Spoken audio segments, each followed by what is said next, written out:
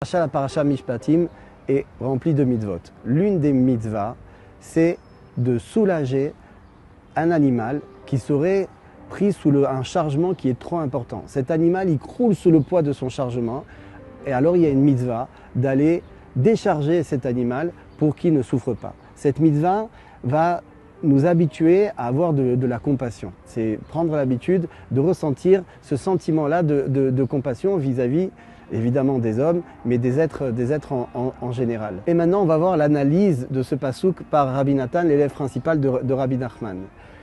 Qui tirait Chamor Sodecha, si tu vois l'âne de ton ennemi, Rovetz Tachat Maso, qui s'écroule sous son poids, Vechadalta me Azov, Azov Tazovimo, et tu dois l'aider et tu dois l'aider avec lui.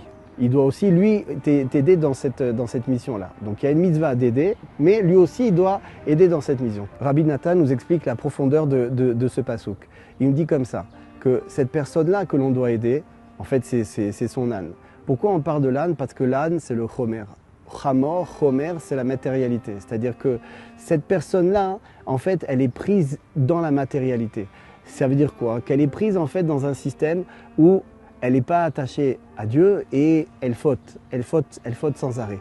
Donc elle croule sous le poids de quoi? Sous le poids de ses fautes. Nous dit Rabbi Nachman que ce qui fait souffrir l'homme, c'est ses fautes. C'est ça un poids qu'il ne peut pas supporter, surtout quand on est en train de parler d'un juif, qu'un juif n'a rien à voir avec la faute, nous dit Rabbi Nachman. Un juif, c'est un diamant et la faute, c'est quelque chose qui appartient à un autre univers. Donc quand on les unit ensemble, ça fait de la souffrance. Et cette souffrance-là, c'est ce poids-là que cet ennemi est en train de porter au travers de son âne. Alors qu'est-ce qu'il faut faire?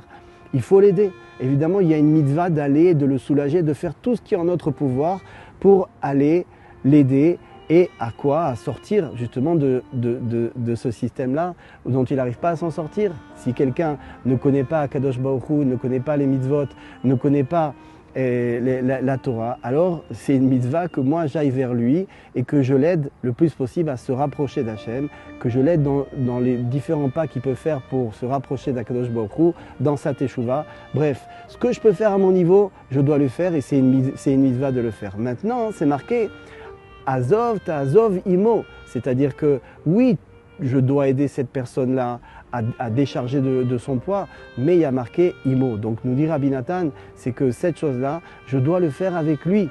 C'est pas possible d'aider quelqu'un si lui-même, il veut pas qu'on l'aide. Il y a un principe de base qui est le libre arbitre, c'est-à-dire que chacun d'entre nous a la possibilité de choisir s'il veut aller dans le sens de la réparation de son âme, s'il veut aller dans le bon sens, dans le sens de la Torah et des mitzvot, alors à ce moment-là, oui, j'ai une mitzvah de l'aider. Mais s'il veut pas, s'il veut simplement que les choses elles se fassent par elles-mêmes, il dit bon voilà, ok, j'ai été chez un tzaddik, j'ai pris une bénédiction, mais bon après, je laisse faire le tzaddik. Non, ça ne marche pas comme ça. Ce qui marche, c'est quand nous-mêmes, on a un réveil. Quand la personne elle a un réveil d'elle-même et qu'elle se met en route. Quand elle se met en route, alors il n'y a pas de problème. Akadosh Baruch Hu, les tzaddikim et tous les juifs autour, ils vont l'aider. Mais c'est important que cette personne, elle réagisse aussi. C'est pour ça que la Torah marque Azov ta'azov imo, fais cette chose-là.